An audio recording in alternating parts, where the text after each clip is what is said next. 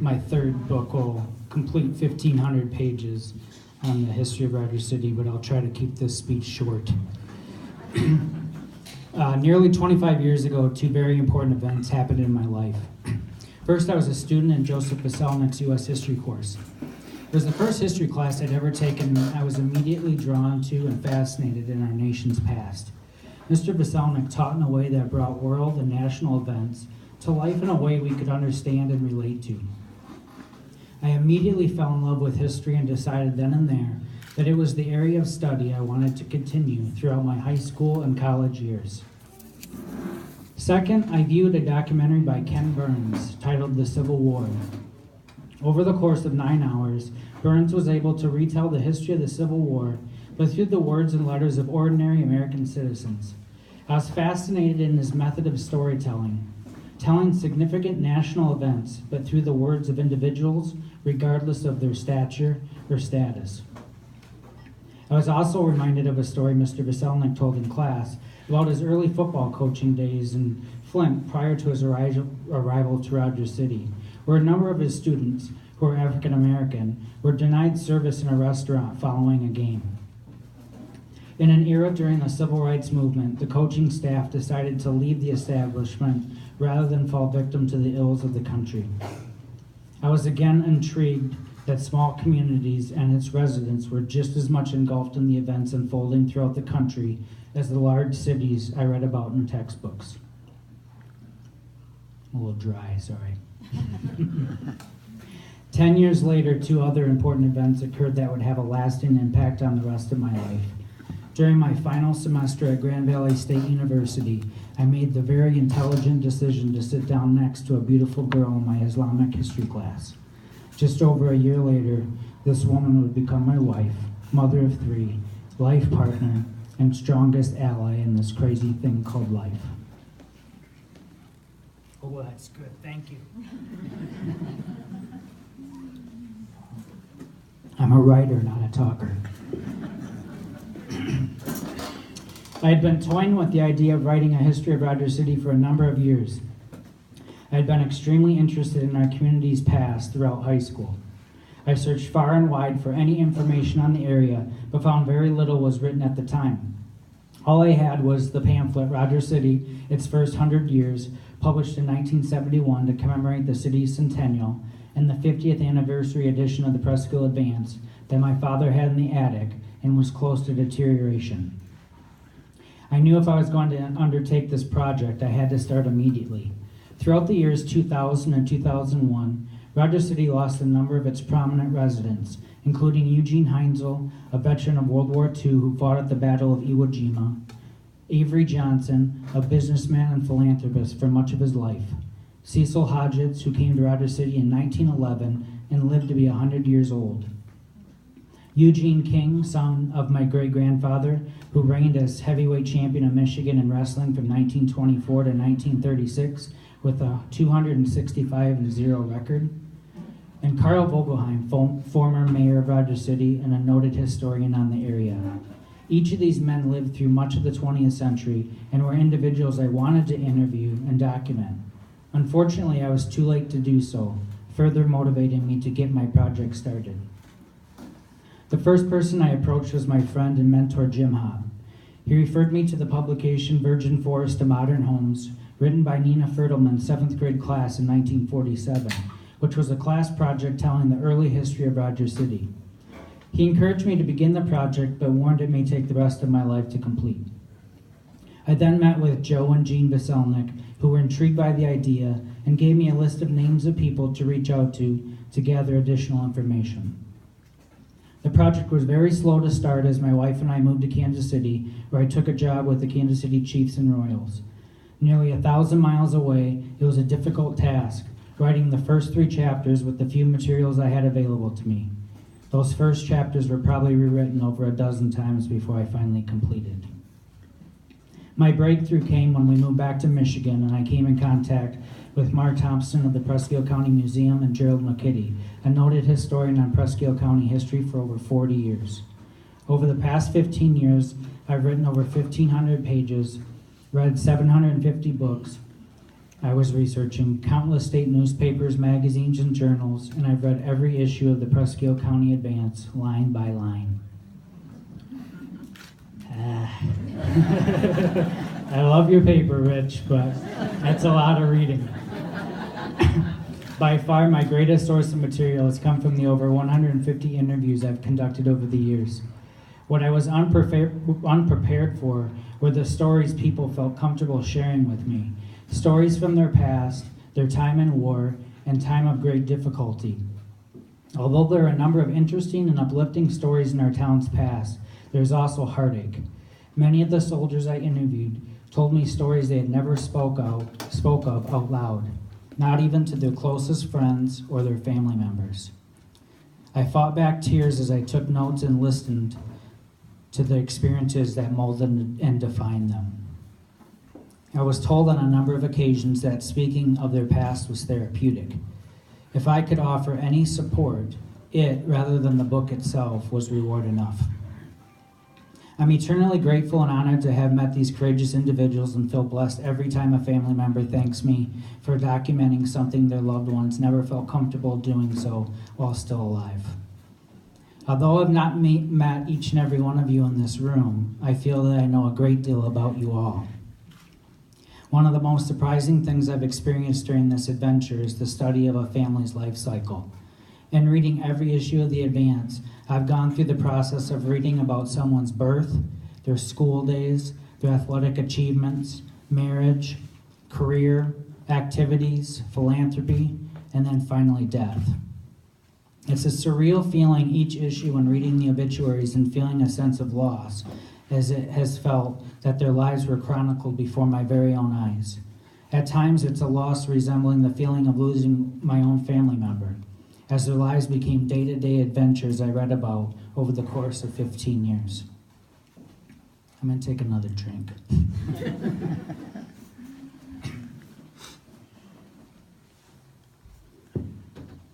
That's better.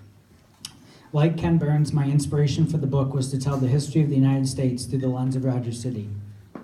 My journey has led me from the time of the Native Americans, the coming of homesteaders, fishermen, and lumbers, the expansion of Rogers City from a village to a city, murders, forest fires, shipwrecks, the advancement of amenities, businesses, and industry, and an ever-changing culture. Rogers City has played a role in every American war since the Civil War, the Klondike Gold Rush, the assassination of a president, Prohibition, the women's suffrage movement, the television and motion picture industry in Hollywood, the programs of FDR's New Deal following the Great Depression, the Cold War, the Space War. We've produced a Super Bowl champion, a finalist for the Pulitzer Prize, a hostage during the Iran crisis, a reality television star, and a number of volunteers who embarked on New York following the September 11th attacks, not to mention the brave soldiers who fought and continue to fight the war on terror. One thing rings true as I reflect back on the past 150 years of Rogers City. It's a community defined by strong, small business owners, philanthropic service organizations, devout religious denominations, a passion for the continual education of our youth, and a responsibility to embrace our past and give back to the city we love. Our first pioneers were aided by the help of complete strangers in the buildings of their homes. Early businesses traded goods and services with local farmers and citizens for cash and product. A number of our founding fathers and business leaders donated money and land to build our first churches, schools, parks, and playgrounds. During both World Wars, citizens mobilized in the war effort by buying war bonds, rationing, volunteering for service prior to the draft, and joining service organizations including the American Red Cross and Salvation Army. During the Great Depression, the school board and township board worked to reduce taxes. Whoa. The Rogers City Light and Power Company temporarily reduced rates on light, power, and water until the community could recover from the recession. Service organizations collected food and clothing for the needy and assembled Christmas baskets for children. Businesses offered free milk and bread to those in need. And Michigan Limestone allowed its employees to cut down timber from calcite property for personal use and to grow crops on the grounds of the Bradley farm. During the tragedies of the Carl D. Bradley and the Cedarville sinkings, the entire community came together to grieve and offer assistance and condolence to the families and friends affected.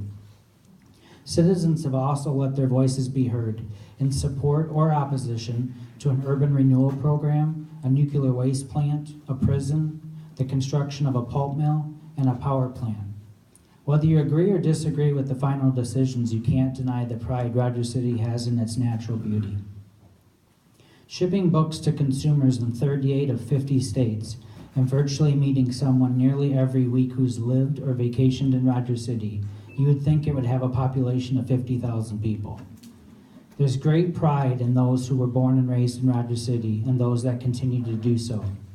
My Facebook feed is continually flooded with images of its historic landmarks, changing of seasons, visits with friends and family, and the excitement to brag when they receive a package in the mail with a product made in Rogers City, especially the meat products. People's faces literally brighten up when I mention where I'm from and what I've written about. And speaking with Tom Dalton of the PBS show Under the Radar Michigan at a dinner a few months ago in Detroit, he was confident when he said Rogers City has been one of his favorite spots to work while working on his television program. Like Tom, I hear this frequently from consumers of my book as well. As I look to the future potential of Rogers City, I look at it with great optimism. In an article printed in Our Detroit magazine, published in 2013, writer Eileen Wolf described the 21st century as Rogers City's renaissance. With a foundation built on century-old businesses, including the Presque County Advance, Plath's Market, Calcite, and Agralski's, the city includes new, unique local businesses, making Rogers City a destination for foodies and art lovers. And we had a new one open today, and that was very cool to see.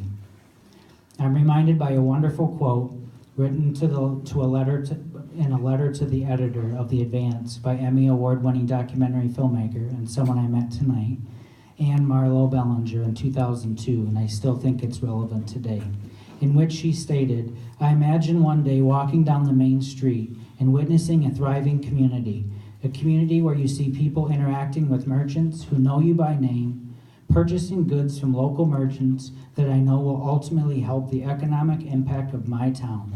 To know the true meaning of service when the owner or salesperson can answer your questions, to provide advice and sell a particular product with knowledge. The local butcher shop, bakery, cafe, restaurant, grocery store, hardware store, fabric store, general merchandise store, and so many others that make up the fabric of our community are to be embraced and supported by its family, us." That's a great quote. That'll be in the third book. There are a lot of ways to go about writing the history of a community. 15 years ago, I decided to write, I wanted to tell the history of the United States, but through the eyes of Rogers City. As I finished my first and second volumes and I'm writing the final chapter of my third and last book, I truly hope that you are pleased with the decision and the direction I took in writing the history of the town we love, the town we cherish, the town we call home. In conclusion, I want to thank the Rogers City Area Chamber of Commerce for the invitation to speak with you today and who have been a tremendous supporter of my project. To the countless educators who inspired and helped define the man I am today, including Sue Mertz, Beth Getzinger, Joe Vaselnik, Steve Netzley, Jim Van Hoosen, Roger Tietz, Roger Benner, and Jim Ha, who I love and miss every day. To the Presque County Historical Museum for the use of their extensive archives and photographic collection. Gerald McKitty for giving me an astonishing amount of resources along the way, but more importantly, his support. Jerry has a gift for counseling, and there were many times during this project I wanted to give up, and I needed it from him. The local businesses who have offered to sell my work, including the Domicile Gallery, the Presque County Historical Museum, the North Shore, the Painted Lady, Jean's Gifts, and the Presque County Advance. To Rich Lamb, who I simply could not have completed this without. He was the first person to read my book, gave me great notes and inspiration, access to files and photographs, and took the time to meet me in a number of locations throughout Michigan to loan me leather-bound copies of his paper. During this time, he's become a dear friend and an invaluable supporter, not to mention the great job he did on the introductory video tonight. Thank you, Rich. To my 5 siblings, including Jerry Bunton, who is in attendance today, I love you. Thank you for your unconditional love and support over the years, in good times and bad. To my parents, John and Sharon Bunton, who raised me in the safest, most beautiful community on God's green earth, and often forego their weekends throughout the year to sell my books at local arts and crafts shows and festivals. But most of all, to my wife, Destiny, and my 3 children, Maya, Lily, and Chase, who have sacrificed valuable time with their husband and father over the past 15 years so Daddy could work on his book. I hope the investment makes you proud, and I promise I'm almost finished, and you can have me all to yourselves.